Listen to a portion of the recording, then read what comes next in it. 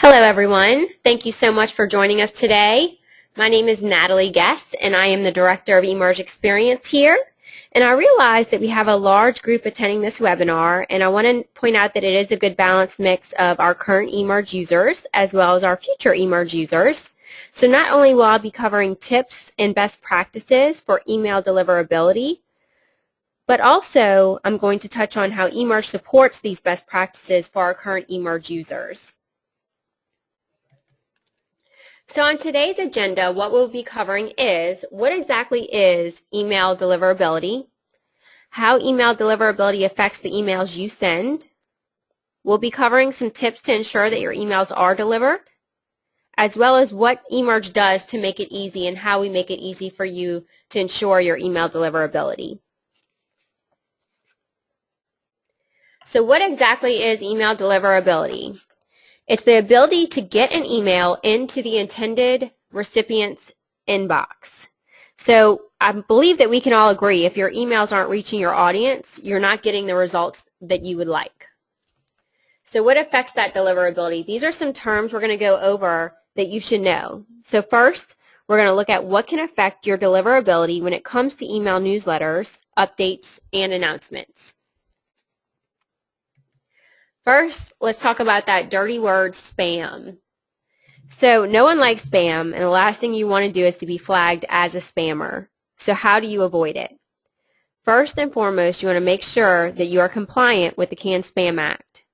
This law is a law that outlines rules for commercial email. It establishes requirements for commercial messages. It provides email recipients with the rights to make you stop emailing them. And it lays out consequences for violations of the Act. So in other words, you know, sometimes you receive emails and it has at the very bottom to either opt out or unsubscribe by clicking here or by taking some kind of action. So it's descriptive. It's telling you exactly what you need to do in order to opt out of that email. So in other words, if you are actually sending email or mass email from your inbox and you are not giving people the option or telling them how they can opt out of your email, you're not in compliance with the CAN-SPAM Act. Another thing to consider is you actually have to showcase your physical address, contact information as to where that email is coming from, so your place of business. Another thing I'd like to point out is that 90% of emails sent is actually classified as spam. We want to make sure that your emails are not part of that 90%. So let's move on to the next piece, which is using the tools and the knowledge that is provided to you to avoid spam filter. So in terms of spam, make sure that you're using a platform that provides you with the templates and images that are designed to be spam safe. At eMERGE, we have great guides for helping you avoid spam filters with topics such as utilizing your graphics, smart subject lines, featured links, content, and much, much more. So we'll go over some tips for those a little bit later, but let's first talk about your contact lists. So contact lists are so important in terms of deliverability, you guys.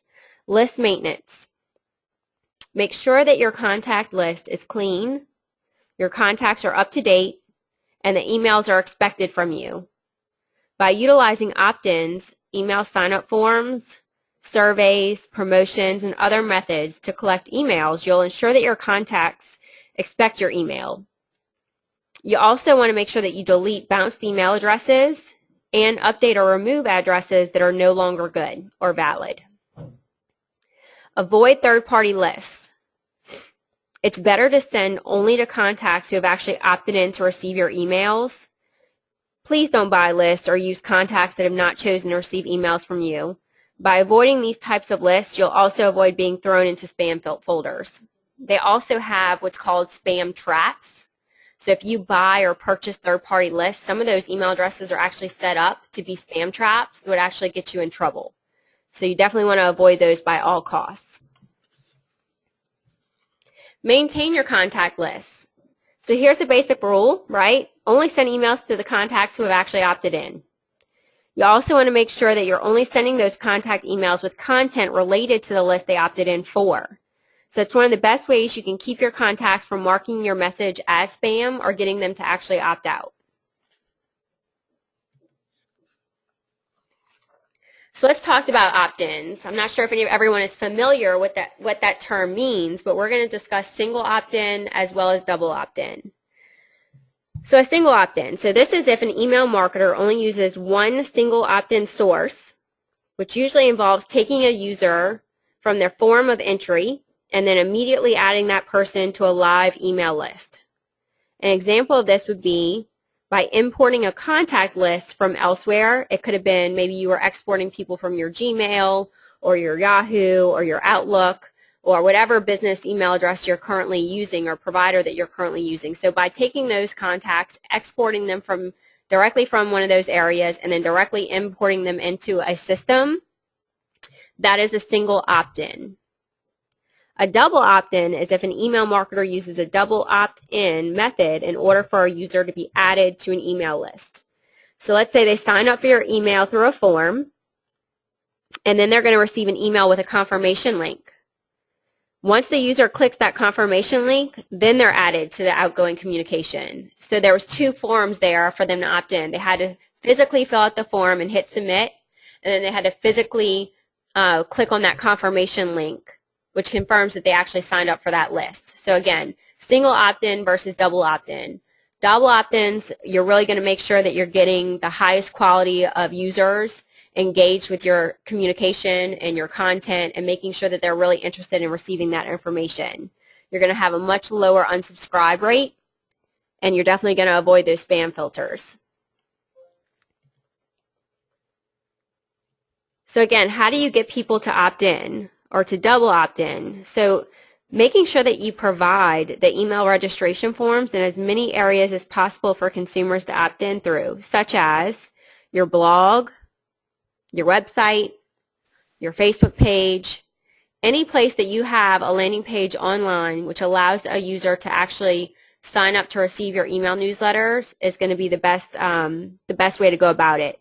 And it's definitely a way to be simple with that, because by getting them to fill out the form, and a lot of email providers do it a number of different ways.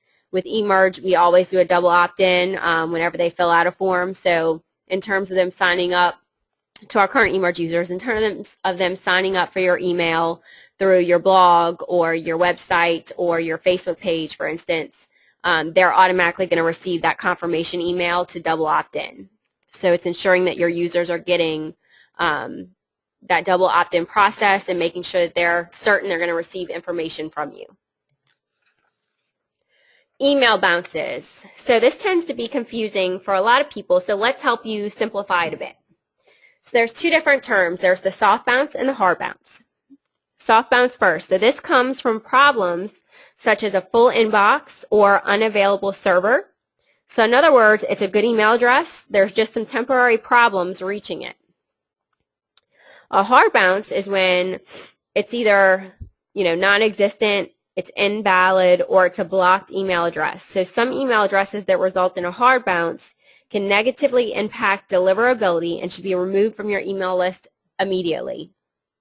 So whether the problem comes in and it's a hard bounce that you receive, where the problem comes in, it's a hard bounce that's received, the lower your deliverability rate becomes, because it appears that you keep trying to send to either not existent email addresses or that there's all these permanent errors, and that tends to be spammy. So spam filters pick that up, and if you keep trying to send to not existent or hard bounced emails, it's going to negatively impact the rest of the people that you're trying to send to.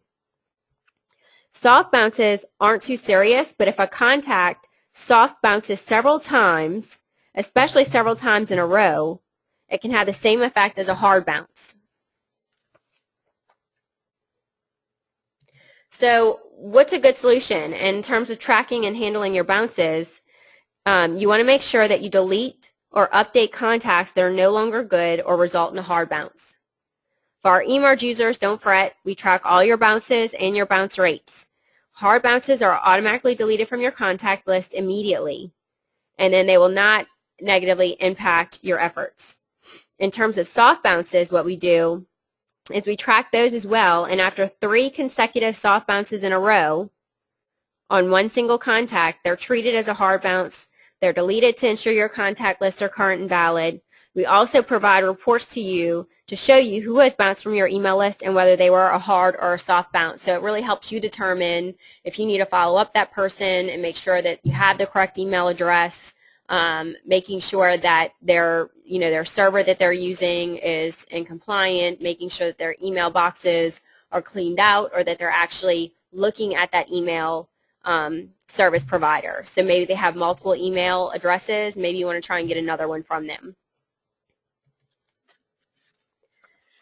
Let's talk about email rates. This is another one. Open rates versus click-through rates. So in terms of your open rates, an email is considered open by a user when they take some type of action within the email, such as they load the images, or they view images, or they view the email online, or they automatically load images within their inbox. That is what triggers an open. A click-through rate is when someone clicks on the links within your email. The more that you can get someone to engage with your email, the better. So make sure that you're providing some type of call to action prompts within your email.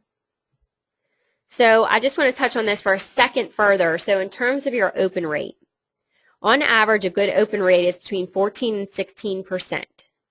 So if you're experiencing 14 to 16%, that is an average good open rate. Anything higher than that is pretty phenomenal, okay? The reason why it is because, and this is one factor, is that if I maybe, depending on what mobile device I have, and I look at your email on my phone, and I don't engage with that email, I just read it, I delete it, it's now not in my inbox when I get on my computer, that didn't trigger an open rate, or it didn't trigger an open on my reports. So you have to consider that more and more consumers are actually looking at emails on their mobile devices. So there is a little bit of skew there, but that's something in terms of reporting across all email service providers. There has to be some kind of action taken in order for us to be able to track an open rate, or track it as an open, I should say. You want to make sure that you're staying on top of your email data. So with eMerge, we provide instant reports on every email you send that tells you how many people open your email, who specifically open your email, the date and time they open your email, the number of times they open your email, and what exactly they clicked on from your email. We also display email addresses that bounce and whether they are hard or soft from each and every email that we send, so that way you see what's happening in real time. So if you're not utilizing eMerge, or if you're not utilizing an email marketing service provider that's being able to show you these reports and show you who your bounces are, and you just keep sending emails from maybe your Outlook or your Gmail or your Yahoo or whatever email service you're utilizing, that's negatively impacting your deliverability from your email address. Because in other words, like I was talking about the hard bounces, if, let's say that that my email address is a good email address, however, the response that my server is sending your server is fatal, and that just keeps happening, you have no way of knowing necessarily that that is the case, but you keep trying to send to me. That's considered somewhat spammy, and so it's gonna actually knock down your level of deliverability a little bit more and a little bit more every time you do it. So let's talk about some tips for high deliverable emails. First, we're going to talk about contacts. So in terms of your contact lists, you want to try and segment your audience into different lists. If you have a lot of contacts, you can split them into groups or lists depending on the interest or demographics. So depending on what communication you want to send to me, or maybe what I specifically wanted to receive information on you about, this is going to really help you when you're creating your emails, because again, you're delivering messaging to me that I want to receive. You want to make sure that you're keeping your email list clean by updating bad email addresses, deleting your opt-outs or unsubscribes, that you're removing those bounces, and by keeping your list clean, you're going to lower the risk of your deliverability dropping and getting flagged by contacts as spam. So let's talk about some things to don't do. Don't lump everyone into big lists if you can help it. For the same reasons that we just talked about before, just don't do it. Don't buy third-party email lists or use contact lists where the contacts did not opt in to your content specifically or did not opt in to your specific emails specifically. In terms of subject lines, do keep it strong, keep it consistent, and keep it simple. When you send a weekly or monthly newsletter, keep your subject line consistent so that people recognize the newsletter as one that they've been receiving before. You want to try and include your name and relate it to the content. People delete emails when they don't know who sent it, so sometimes it's best to include your business name so they'll recognize you right away. You want to entice your audience with excitement, wit, and mystery. When your subject lines are enticing, your contacts are more prone to open those emails. Some things to avoid. You don't want to use all caps or a lot of punctuation in your subject line. Spammers or the spam filters definitely pick that up.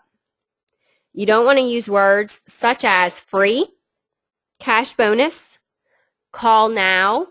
And just so that you know, we do have a blog available at blog.easyemerge.com that is specifically designed to subject lines, and it's 100 words to never use in a subject line. You might want to check that out. So again, that's blog.easyemerge.com.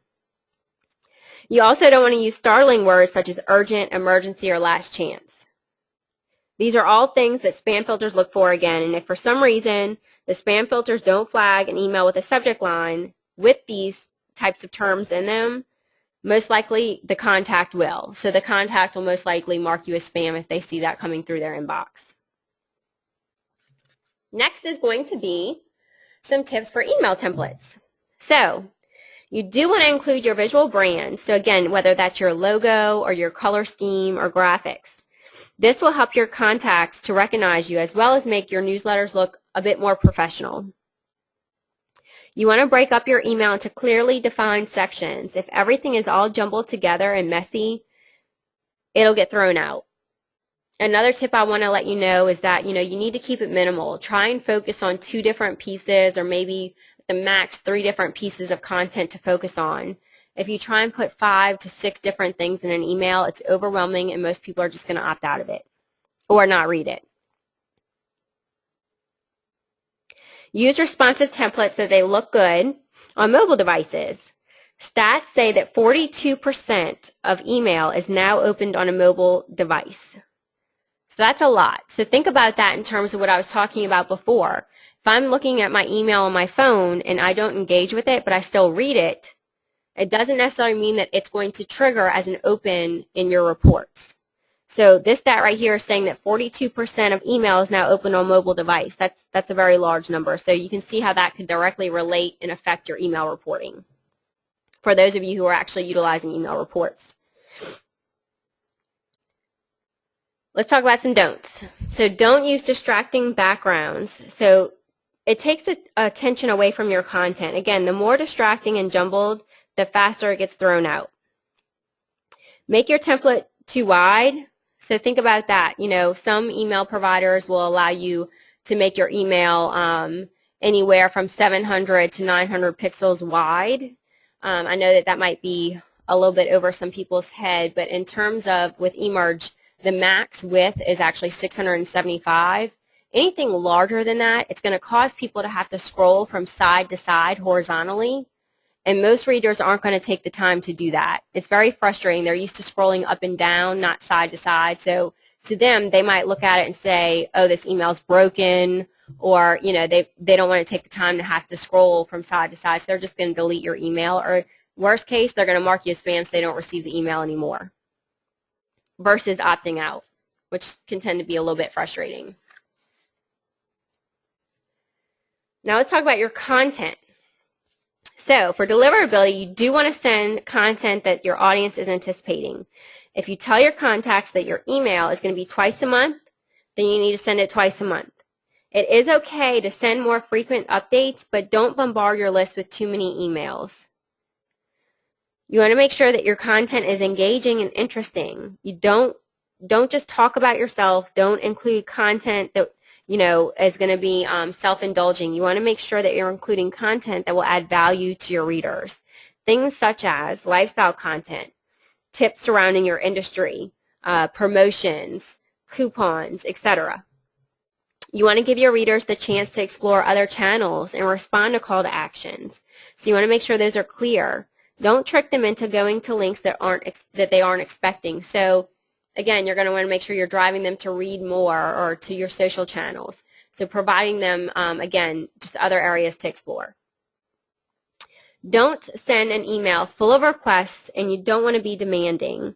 The more things that you're asking people to do within an email, the less likely they are to do anything. Don't include your entire blog post. You want to keep it short. You want to also associate an image that is related to that article and link out to read more to your blog. That's what it's there for, to keep your articles there and to drive people to it. Again, people don't want to read an entire article in an email. They want to see the title, what it's about, and if they're interested, they're going to click more to read it. And again, it gives you that tracking capability so that you see what content people are actually interested in reading. Next is going to be your graphics and images. So you do want to make sure that you keep them visually appealing. You like images, they like images, we all like pictures. So keep them looking clean and visually appealing so that your readers aren't turned off to the rest of the content in your email. Describe the picture in the alt tag. So the image may not show up, but the text always will. So sometimes your contact, is using an email program that doesn't show images right away or at all. So in other words, you've received those emails before where it says show images or view images, and you maybe just saw big boxes where you assume that the images are, but they're blank.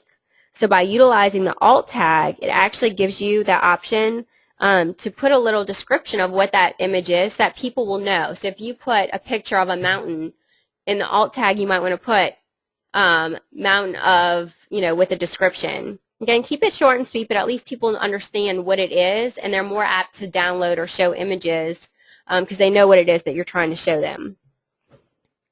So when you insert an image into your email, write a description of the image in the alt tag.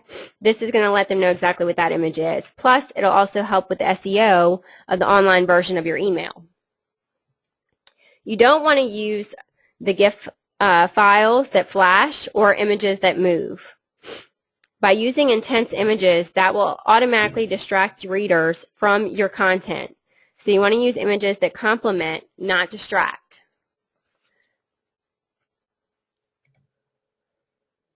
Next is going to be reports. So you want to make sure that you're actually utilizing the email reports that are provided to you. You want to make sure that you see exactly who's engaging with your email. You can also see who opened your email, who clicked on specific links, and how many times they clicked. This is really going to give you a great insight when you try to identify potential leads. So if someone has clicked on one of your service links multiple times, it's safe to say that they're interested. So you want to reach out to them and turn them into a customer. It also helps you stay on top of what content is working. So let's say that you sent out an email with recipes and coupons. If your recipe section of the newsletter is getting way more attention than your coupon, it may be time to find a different product or promotion to feature. It also allows you to track your data so that way you can continue to have that high email deliverability. When one email does significantly worse than another, there's most likely a reason. So compare the reports and see what your subject line is, what images were included, or other content that may be affecting that deliverability. So really looking at those reports and seeing those numbers and what the click-through rate is, as well as your overall open, is really going to help you decipher what that content entailed and how you can make your next one better and stronger. So what does one look like? So this is an example of a good email that receives high deliverability. So let's just go down the list. Let's start with the subject line. I know you guys can't see it here, but I'm actually going to read it out for you. It's Cheryl's Real Estate Update. 5 things to do before purchasing a home and more, ... It mentions her name. It mentions what the valuable content is within the email, but it still leaves a little bit of mystery to entice contacts to open it. Also, she's avoiding spammy words in her subject line, such as free or lots of punctuations. The contact list that she's sending to. The list in this is sent to clean contacts that have actually opted in to receive the newsletter, and they're expecting to receive her newsletter on a bi-monthly basis. The template is professionally built, and looking at this, I'm sure that we will all agree. The graphics, there are a few graphics to make the template more appealing. So you have that header graphic, her headshot, the emblem, and then her social icons, and that's it. It adds some character to the content. You'll also see that there's associated images with the blogs on the left-hand side. For the content is laid out well. It has noticeable headers, images, links to the social and blog site, and does not hold all the blog article, but it encourages exploring more by clicking on that continue hyperlink at the end of the article.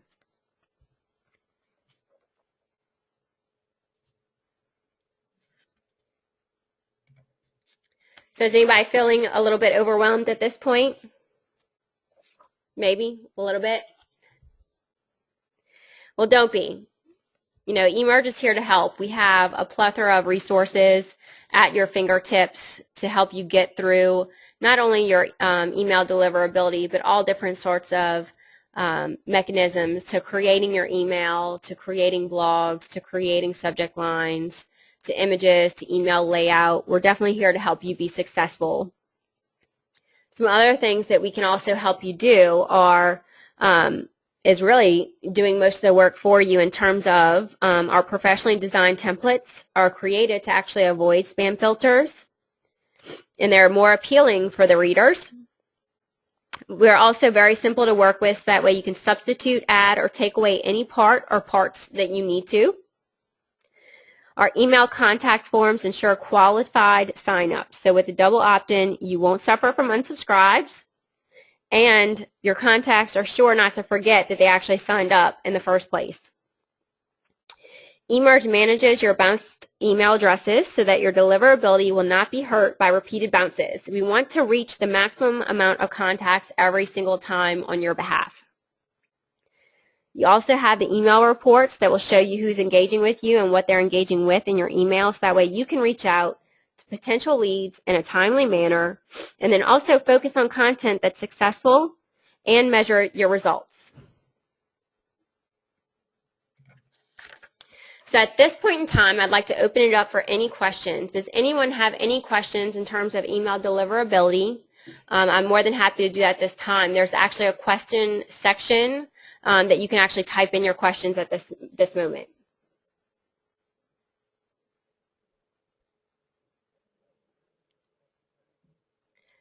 So our first question is, how do we track the deliverability and the bounces inside of the interface? So what happens is in your email reports, you have two options. Under email reports, you can actually see in the email who bounced from that specific email and whether it was a hard or soft bounce. The next piece is going to be under your Manage My Contacts section. You have a section that has unsubscribes and bounce backs. If you click on View List next to the bounce backs, it'll actually display everyone who has bounced from your email list, the date that they bounced, and whether they were a hard or a soft bounce.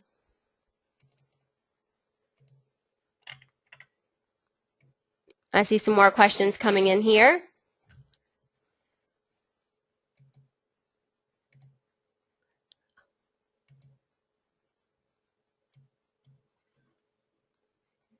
Okay, when I have a hard bounce, do I have to delete the address from my eMERGE account? So no, it's automatically removed. The hard bounce is automatically deleted or removed from your email list. And I say removed, it's flagged as deleted, so it's still in your email list. They just will no longer receive emails from you.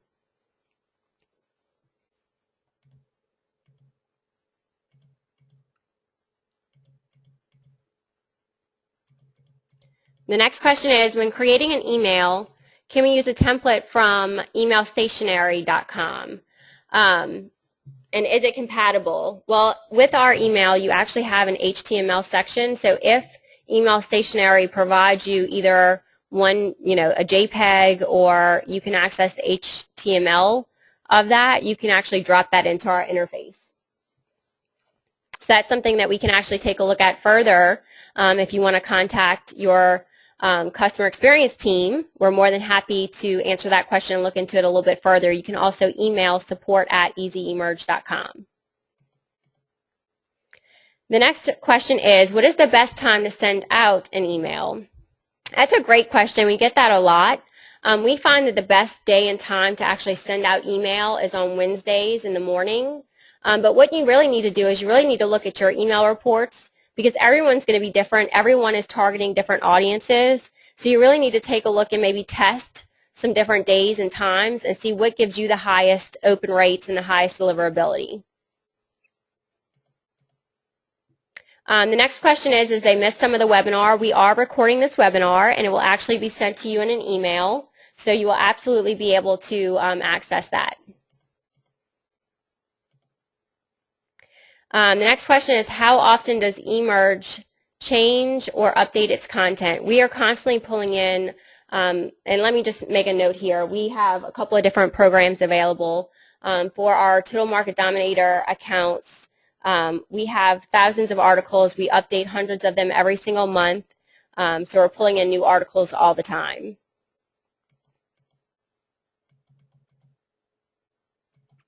The next question is how many emails is okay to send out in a week without making it look like spam?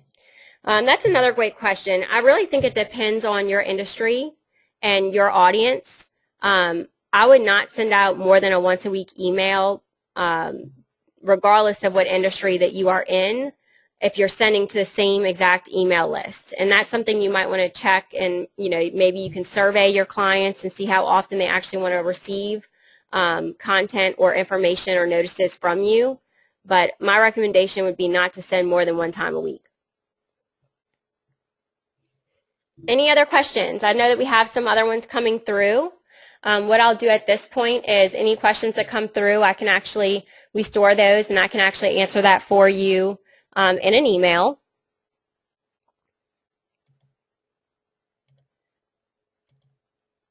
But I definitely want to notate that we do have other resources available. There is going to be a full white paper sent to you after this webinar that you can absolutely download and read more on about email deliverability. We'd also like to encourage you to check out our eMerge blog at blog.easyemerge.com. Remember, I did mention that subject line, 100 words to never use in a subject line, so check that out. Also, you want to visit our website at easyemerge.com for more information, and also connect with us on all of our social media.